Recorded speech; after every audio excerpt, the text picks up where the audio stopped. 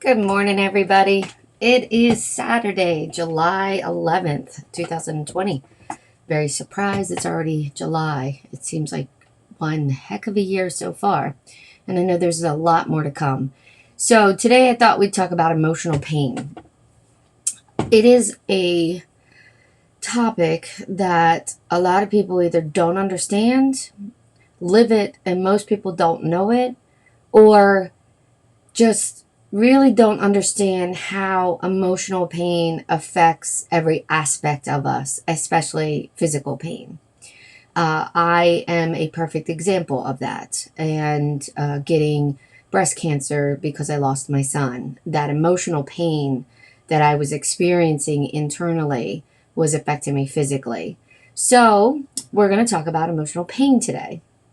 What it is, what does it look like, how it can be treated, etc. So, if you have questions, by all means, post them. I may not answer them right away, but I will definitely get to them before the end of our session. And let's get started. So the best way to describe emotional pain is it's a pattern that you're doing to yourself. And let me rewind. I'm trying to think of how I actually want to say it to make it actual authentic. Okay. So emotional pain comes in many forms. And ultimately, there are many reasons for emotional pain. But how you identify something that's an emotional pain, it's a pattern of how you're acting or doing something that after you've done it, you get mad at yourself for doing it, or you kind of get stuck as to, why am I doing it? The whys, why do I feel this way? Why am I doing this? Why can't I get past this? Why does everyone say this about me? Why? Which turns into, some mental pain as well. And I've talked about mental pain in the past because it is all connected. But that mental pain usually stems from the emotional pain and so on. Now, it can go the other way as well. We think too much, we process too much, and then we start to think about the emotional side of things. But in this session, we're going to talk about the emotional pain and, what does it mean? So let's first look at examples of emotional pain, because for a lot of people out there, the mentality that we were, even myself, growing up, and I did it to my son. Looking back, I didn't say these exact words, but we were raised to basically suck it up, ignore any emotional pain, let alone physical pain. When you stubbed your toe, it hurt really bad, but yet we were told that we were fine. I told my son, if you're not bleeding, you're okay. That's not true. And that pattern that us as adults put upon our children and children in our lives only creates additional triggers and emotional states that we don't necessarily mean to do.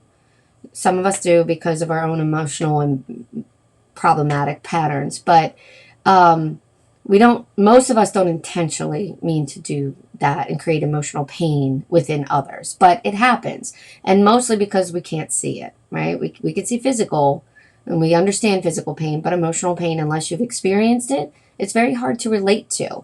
So, and for a lot of people, it's like, well, just move past it. Just suck it up, just. So first, let's look at some examples, okay? And these first set of examples, I loosely put them independent of the future examples. And the reason I do this is because just about every emotional pain we have can be tied to physical pain and or spiritual abilities.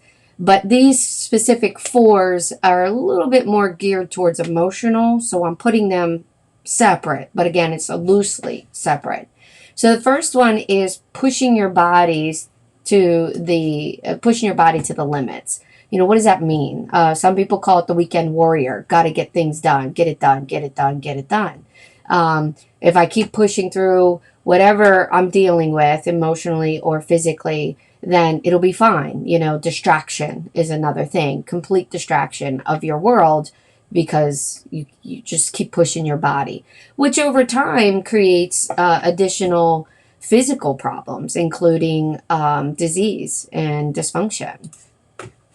The next one is listening to brokenhearted music.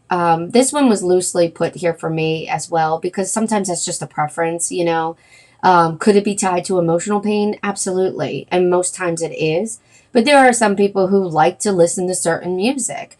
For me, I love heavy metal. The more that I can't understand the words, the more I enjoy it. For those that listen to heavy metal, that could also mean that they're angry and they're trying to get their anger out. But for me, it de-stresses me and it relaxes me. The next one is honestly bitching, whining, and complaining. This is something that stems from emotional pain. You're emotionally hurt. You're emotionally upset. You emotionally can't take any more. Your cup is full. And so we have these types of symptoms. And the last one I loosely put with just emotional pain is always being late and then getting upset with yourself for being late. This is something that, a lot of people do to themselves, and they're late for many reasons, which is additional emotional stuff, which contributes to the next set of types and examples of emotional pain. But this one here, always being late, even though you try not to be late, you set every type of alarm settings, put yourself on track, and then you always end up 5 minutes late. And then you beat yourself up for it and try to change that pattern. What is the pattern that's causing you late? Obviously, if you're working and you get, sidetracked, or you have to get something finished and you consciously make the choice to being late, that's one thing.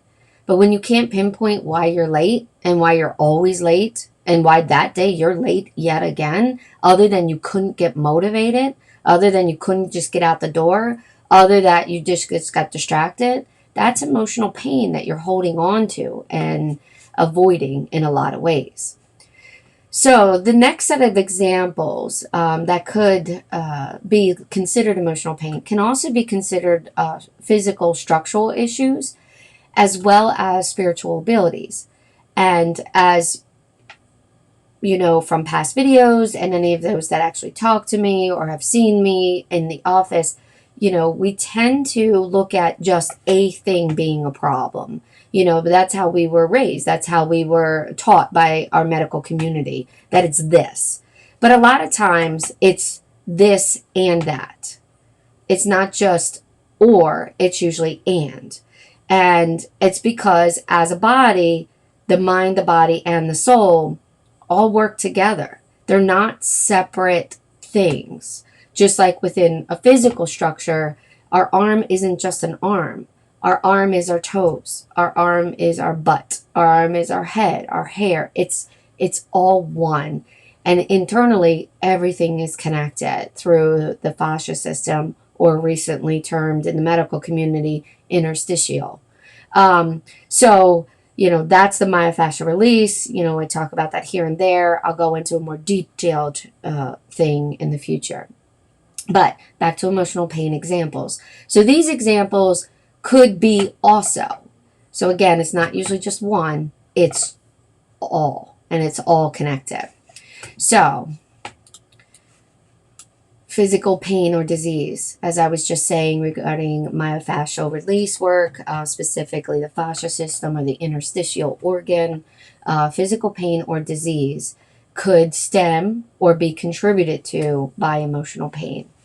And again, that's my example that I had with breast cancer and then precancer of the uterus. Losing my son, my heart hurt. And every time I thought of him and I even heard his name or said his name, I could feel my chest cavity tighten down. And that tightness created physical pain and then breast cancer. And then also emotionally, thinking about birthing him and giving him life for him to just be gone, my body started to attack the uterus. And so that resulted in a full hysterectomy. So absolutely stems and works with emotional pain. The next one is strong protection of intimate space. So, like your personal boundaries, your personal bubbles, needing that, protection of your intimate space.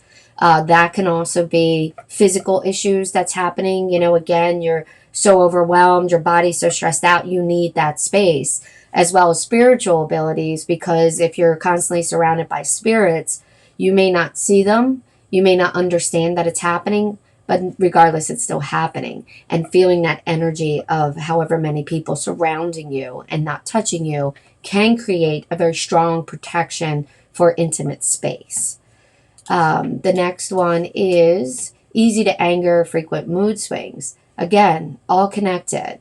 If you're stressed out physically, if you have physical pain, you're going to be moody. You're going to get angry when the slightest things happen. And the same thing with spiritual abilities.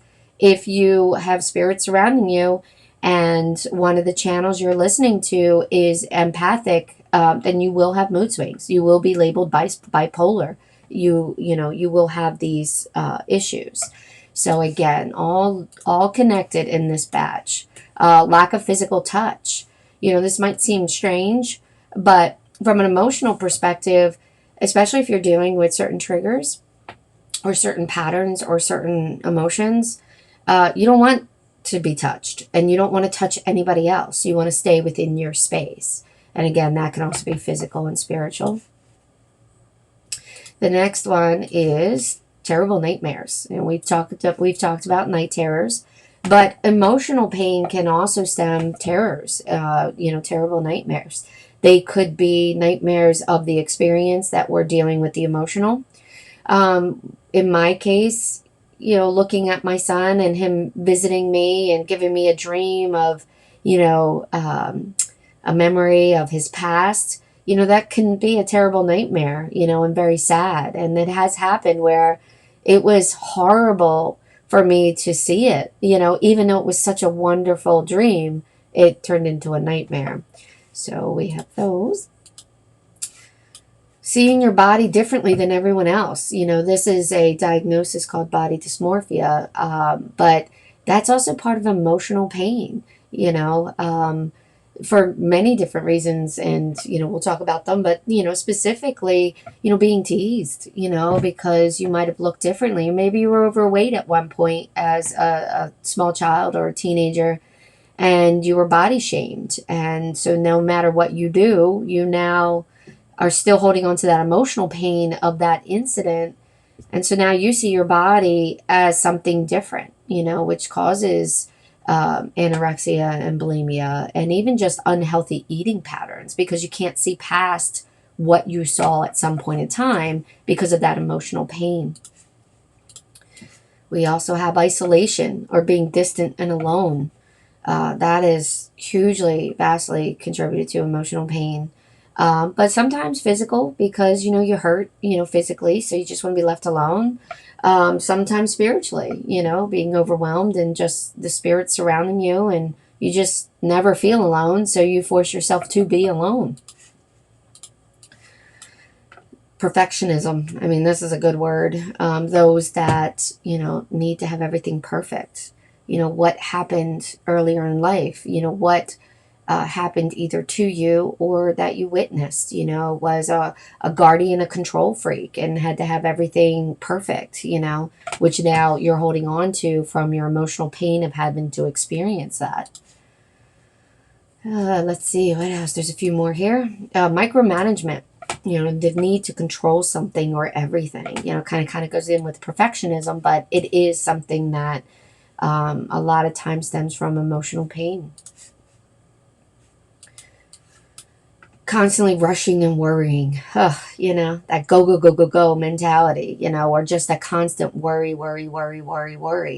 Lots of emotional pain, whether it stemmed from something or is now, causing various things because you're rushing and worrying.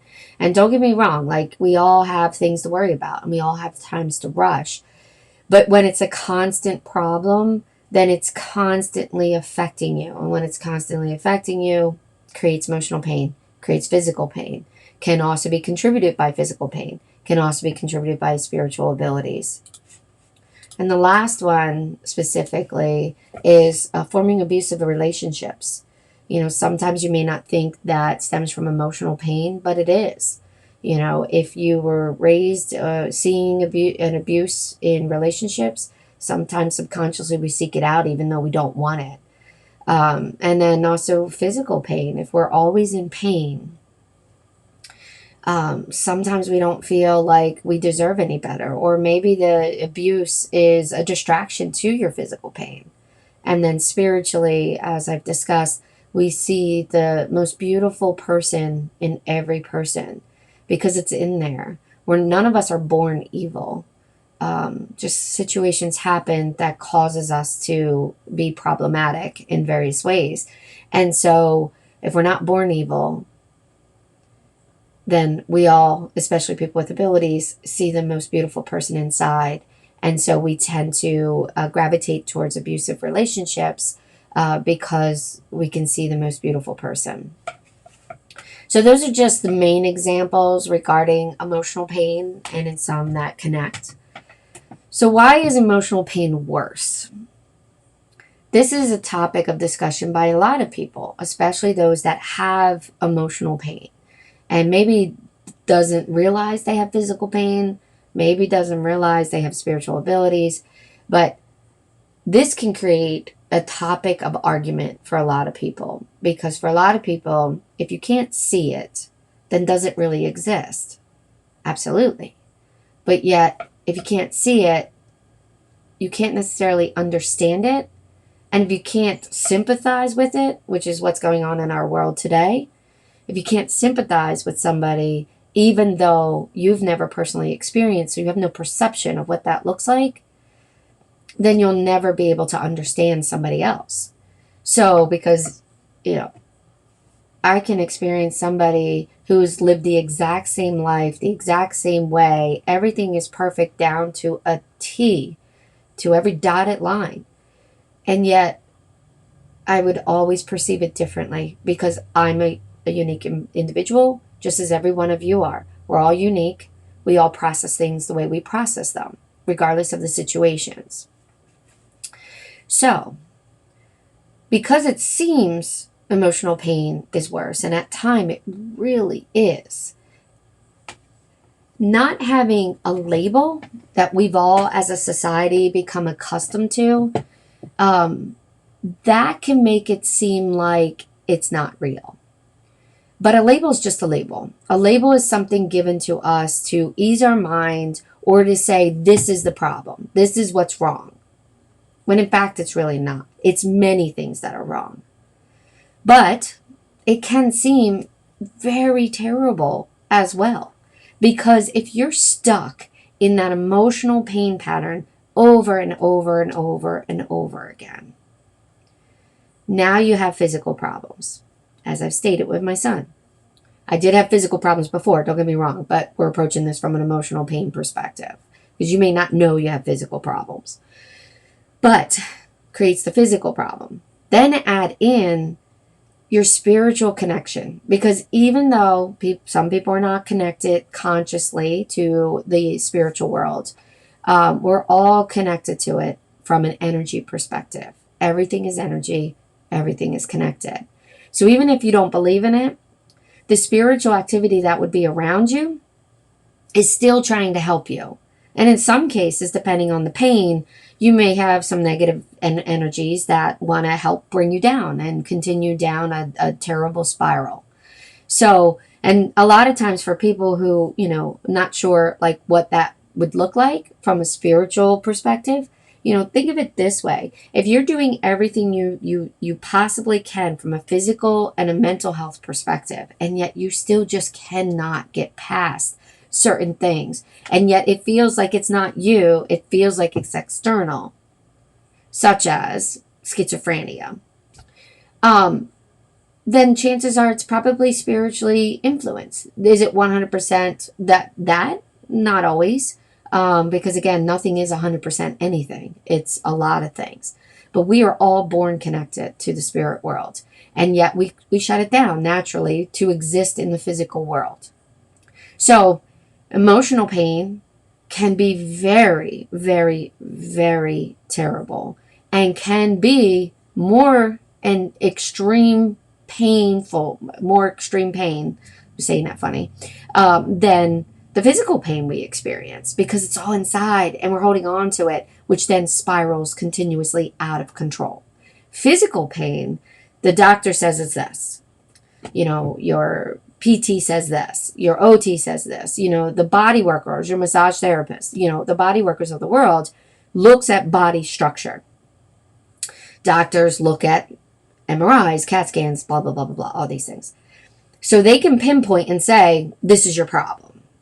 It's not your only problem, but that's what they specialize in. So that's what they're saying the problem is. Okay. So now somebody has a label. Somebody can go around and say, I hurt because my knees are killing me. And that's true. But that doesn't take away from somebody else who is, emotionally driven by pain inside. It's just as painful, because pain is pain. It's just a different type of pain. So what causes pain? Some of you will probably already have a bunch of things going through your mind, and these will, absolutely be similar.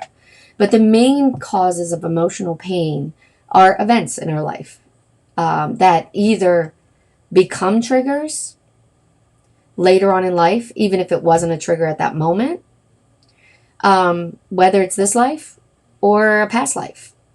They're triggers.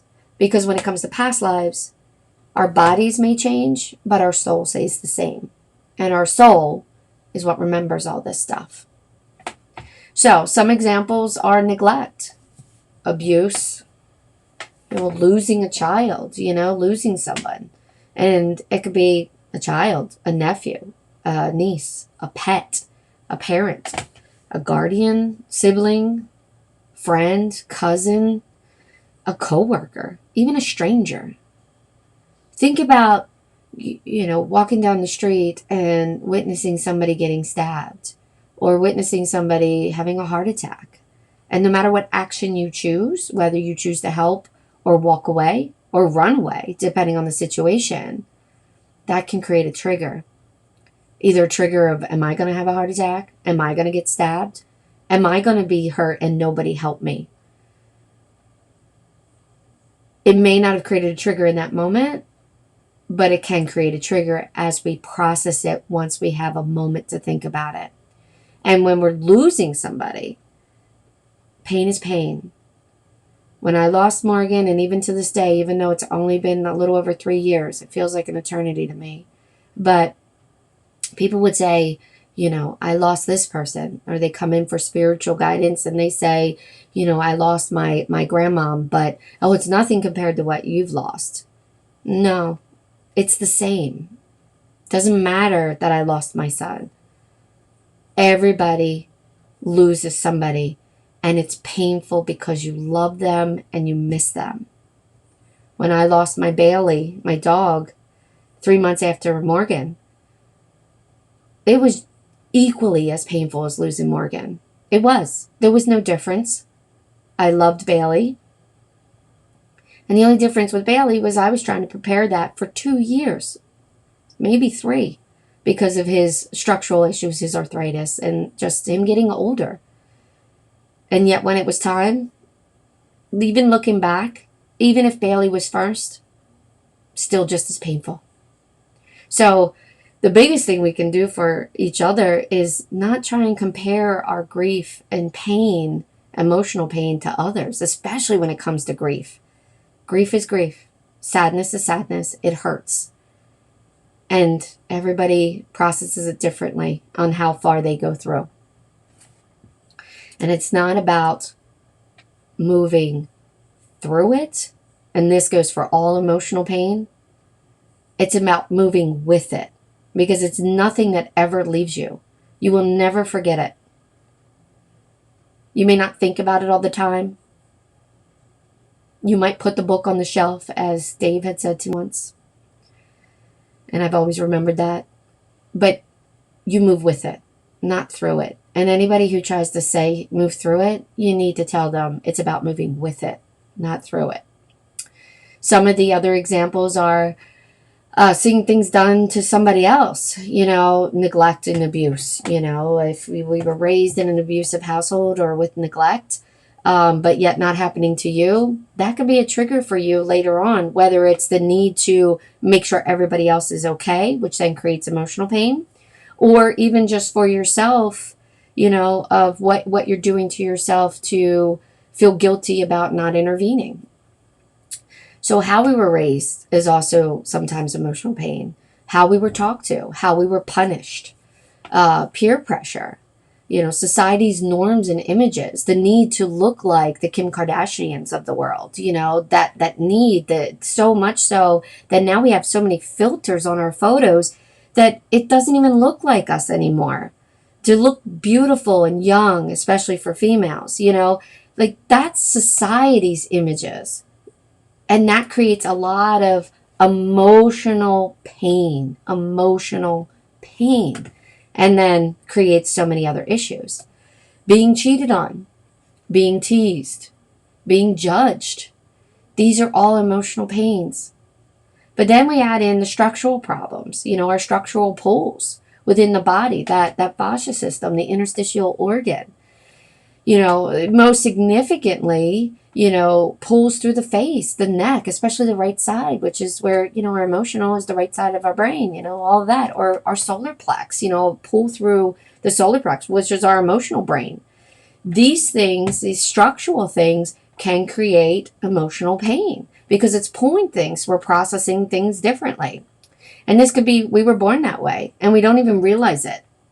Body workers will realize it because they're trained to look at that. They're trained to identify the structural imbalances. We all have them. We all have them from birth. It's just as time goes on, it gets worse. Could also be from an injury. Somebody could have a major accident or major issue and then, major injury. And now all of a sudden they're emotionally different. They're emotionally more sensitive. They're emotionally more this. Could also be the emotional pain of the trigger of what they went through. But it also can contribute to the structural pulls. It can also be spiritual. People who are empathic are extremely sensitive to the spiritual world. And so those emotional pains that everybody else is experiencing, whether they're alive or dead, now you're experiencing, which then continues to spiral out of control. So again, these pulls can be so slight that you wouldn't even notice it. And I see that a lot when I treat people and I show them where their pulls are. They don't even notice it until I point it out. So let's see. Before we move on to how to help for it, let me see. We have a question. Do you have emotional pain you're trying to get moving past? Absolutely. I personally, absolutely. With my son passing, I'd say that's the biggest emotional pain that I've been trying to move past. And it's not really moving past, it's moving through, right? Or moving with, not past or through. Moving with is the proper way to describe it. But that's just a piece. That's a massive piece. A massive, massive, massive piece with a lot of triggers. Sometimes the trigger could just be seeing a little 3-year-old, 4-year-old boy who looks similar, dressed the same way my son did at that age since he died at 20. Huge difference in timeline. But that would send me into an emotional crying state in the middle of a restaurant because it triggered that memory, which was so beautiful. Then there's just seeing his picture, hearing his name. A lot of people won't speak somebody's name out of fear of creating emotional response, which, as you see, I'm getting a little emotional. When that happens, it's not because hearing the name is painful. It's emotional. But yet it's emotional because it's like, oh yes, somebody said his name. Because that's one thing that goes away. People stop saying the name. They'll say your son. They won't say Morgan. But other emotional pains that I deal with as well is just the emotional pain of life, stress, day-to-day stuff. Nobody has their shit together. Nobody. Anybody says they do, they're really not looking at themselves. We all have constant triggers and constant issues that we need to work on. They may not be severe, they might be slight, but they're there. For me, getting back into experiencing some corporate again, since I've been out of it for a good 6 years, but I'm back into it due to my internship, to add my master's into the business for mental health counseling, and re-experiencing the roles and the power plays.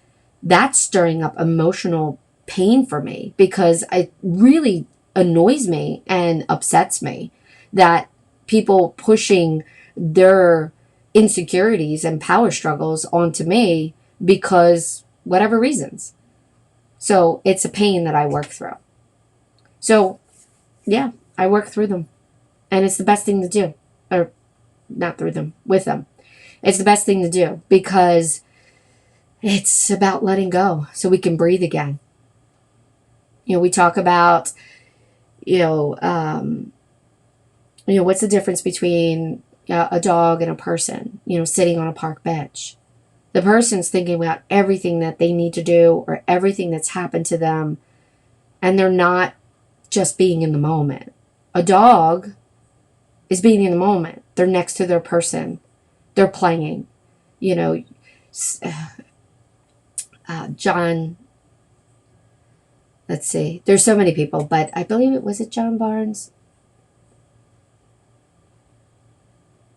No, I think it was Krishna Das. So I'm getting the two mixed up right this moment because I'm trying to do so many things. But whichever one said it, and I'll figure it out later. But, they said that when you're a little kid and you're running around playing, you're not thinking about playing. You're not thinking about catching the ball. You're not thinking about chasing after somebody. You're just doing it.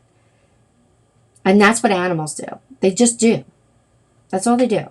But we get stuck in our mind. We get stuck in our thought, which then creates so many different things within us, especially pain. All right, so help for it. What is help? Well, there's the traditional help. You seek a mental health counselor, you seek a psychiatrist, a psychologist, and you talk about things. You may or may not get to the root issues depending on if you realize them or know about them. Some of these people will give you a label, which may or may not help you.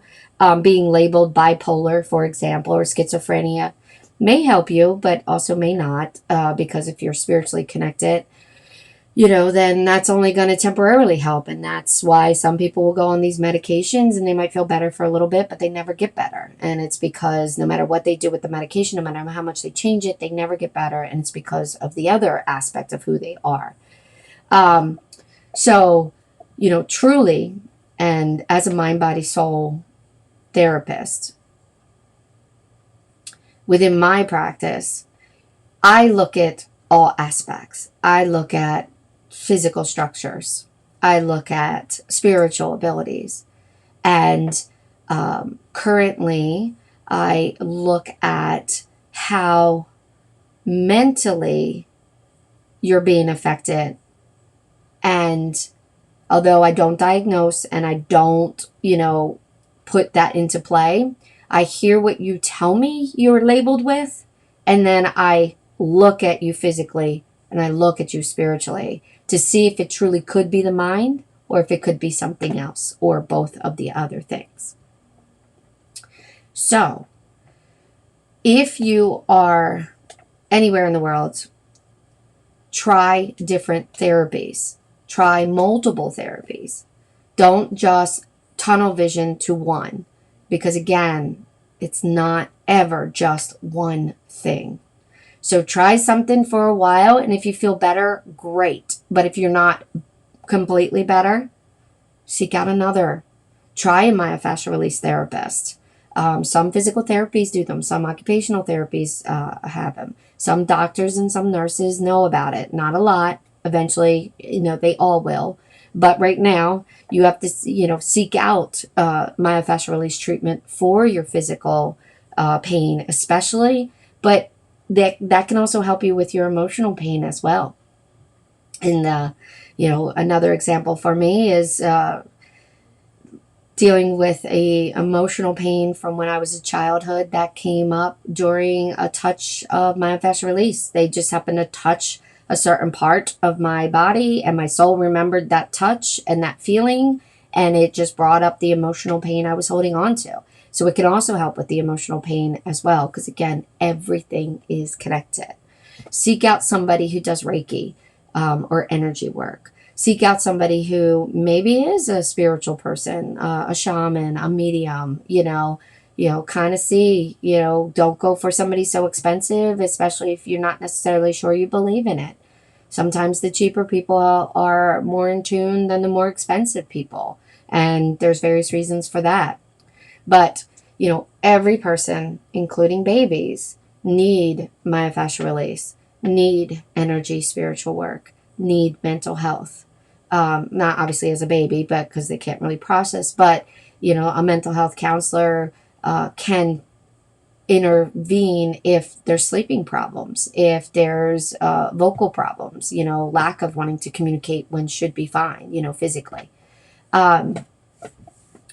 So what does that look like when, within my practice? Because that's all I can really speak about. Everybody else's practices are different, as we've all seen, the variety of treatment and treatment plans that you get no matter where you go. So at Mind, Body, Soul Wellness Center, I start every session really looking at you from a spiritual perspective. I won't tell you this unless you're coming to me spiritually and you're scheduling a spirit session. But when you come to see me for a myofascial release session, or if you are getting a spiritual counseling session, I first look at you from a spiritual perspective. Are you spiritually connected still? Are you having some issues because of the spirits trying to get attention? Are you being bothered because of an attachment? Because spiritual attachments do exist. Are you holding on to spiritual baggage because you can't let it go, because you don't want to let it go? Sometimes it's a comfort in holding on to certain things. So first I look at you from a spiritual perspective, even if I never tell you anything about it. Then I look at you from a structural perspective. Doesn't matter if you're coming to me for myofascial release. If you're coming to me for spiritual stuff, I'm looking at your body as well. As a body worker, I'm going to look to see which hip is higher, because we all have it. Which shoulder's higher, because we're in gravity. So everything's a lever. Everything has to be balanced. So if one hip's higher, the other shoulder should be higher. So there's all these aspects that go into play. With COVID currently and everything that's going on with that, and not going away ever, I'm restricting the people that are coming into the office, not only for my safety, but also my client's safety.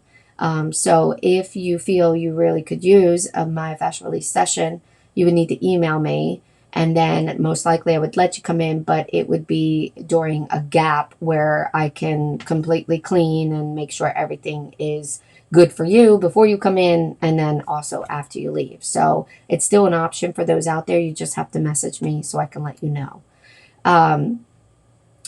But with all that said, when you schedule a myofascial release session, typically I do not include the spiritual session. The only way that I will talk to you during a myofascial release session regarding spirit or energy is if you have an attachment, or you have a family member that will not stop bugging me. And then of course, I will wait until the end of the session. I may end early the session and then provide that message to you. But at Mind, Body, Soul Wellness Center, I look at you as a whole, and I will tell you what you need. If you're not comfortable with the spirit stuff, that's fine. I usually get a sense of that, and will never tell you to see somebody spiritually, even if it's not me. But if I feel like you're okay with it, or I feel like I can challenge you on it, I will bring it up and make a comment that you may need this. So, what's the best one to book first? Honestly, whichever one you're more comfortable with. Sometimes our physical pain is so terrible, we don't want anybody touching us. So, I'll do off the body work. I'll do energy work. Maybe spiritual work. So I can touch. Then, once I can perform hands-on work, even though it's over the clothes, touch is still a very powerful aspect of who we are as people. And without touch, it causes so many problems. But to truly properly treat the structural problems and release the fascia, touch is needed. But sometimes we can't handle that. And vice versa. Sometimes we can handle somebody touching us, to be able to help with physical pain. But to talk about emotional stuff or spiritual stuff, no way. No way. It's too much. I don't want to break down crying. I don't want this person to see me this way. I don't want to be vulnerable. There's so many reasons for that. So, schedule something if you're going to do it with Mind, Body, Soul Wellness Center, or if you're going to do it, locally to you, because I know not everybody's local to me in Bensalem, Pennsylvania, but local to you that could assist you in one of these areas. You may not find somebody who does all three. And that's why I'm getting my master's in mental health counseling, is to be able to do all three and avoid misdiagnoses of ADHD in children, bipolar, schizophrenia. A lot of these are misdiagnosed, in my opinion, because of spiritual abilities. So, seek somebody out. Start out somewhere. Maybe you're drawn to check it out. Go in with an open mind, even if you don't 100% believe, and see what happens. Because you never know. So, that's how I process and work scheduled treatments. I do work with children, and in the future really focus with children, because if I can assist them at a younger age with their physical, emotional, and spiritual abilities, then our world could look so much different.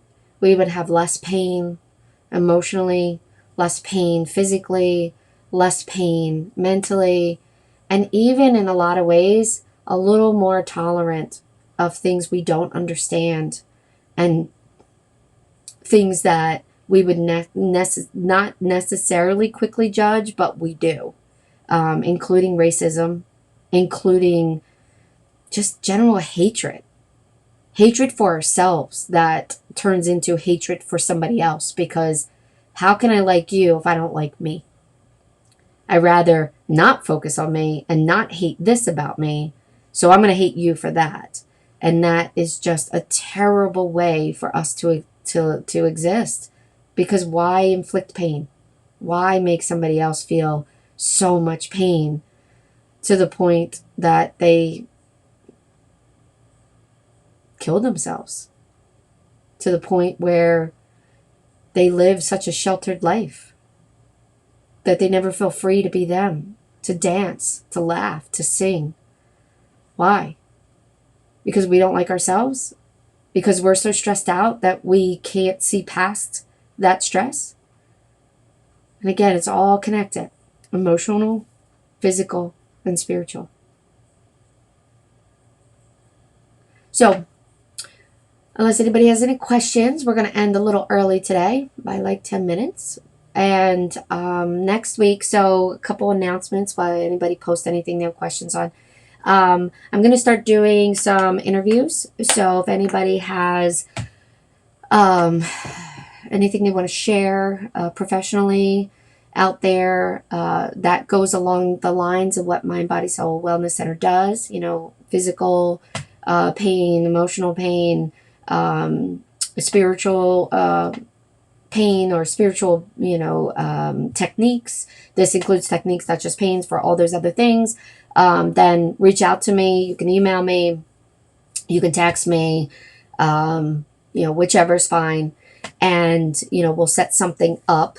Next week, I'm going to go into detail regarding myofascial release. And I think what I'm going to do is not think, I know what I'm going to do is do some, imagery of what it is, some videos, just really trying to really get the visual representation of what I'm talking about when I talk about the fascia system and myofascial release. And I may have a guest speaker to do it, just because they are more, I would say, what's the word I'm looking for? Medically instructional than I am. I like to keep it very simplistic, but sometimes you need that little medical jargon in there. So we'll see. If not, it'll just be me, and that's fine. I do, in a couple weeks, we'll also have a shaman who will come on and talk about her practice and what she does and how she can help. So yeah, I want to start adding some people. So reach out to me. I'll probably have some organizations that helped me in times that I need it, like Unite for Her. See if somebody wants to come out and talk about that. Even the Susan B. Komen Foundation, which helped me when I didn't have insurance to diagnose my breast cancer before it was too late. So, throw me out suggestions. I will reach out to them and see if they would like to be a part of it. One-offs here and there. And yeah, so I look forward to seeing everybody. I don't see any questions, but if you have them and you don't want to talk about them on live stream, please email me or text me and I will get back to you. Everybody enjoy the rest of their day. Stay safe and keep sending love out to everybody.